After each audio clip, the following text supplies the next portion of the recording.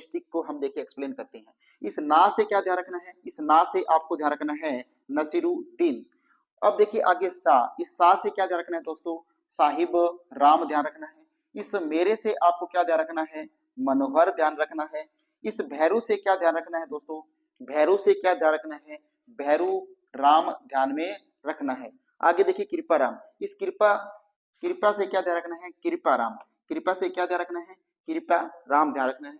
आगे देखिएगा क्या है, उमर, उमर से क्या ध्यान रखना है, उमरा ध्यान रखना है। उमर से क्या ध्यान रखना है, उमरा ध्यान रखना है।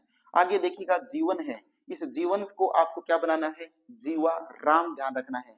इस जीवन से क्या रखना है, जीवा राम ध्यान रखना है। आगे देखिए बक्सा, और बक्सा से आपको क्या रखना है, शो बक्स ध्यान रखना है। क्या रखना है, शो बक्स। और इसके अलावा दो और है, वो कौन से हैं, गंगाराम और जीवदत्त, दो और प्रमुख चित्रकार हैं मेवाड़ चित्र शैली के। तो क्या ध्यान रखना है, ना से नसीरुद्दीन, सा से साहिब राम, मेरे से मनोहर, भैरू से भैरू राम, कृपा से कृपाराम, उम्र से उमरा, जीवन से जीवाराम, बक्स से शो बक्स, और गंगादत्त और जीवदत्त, गंगाराम और जीवदत्त, ये प्रमुख चित्रकार थे जो मेवाड़ शैली से संबंधित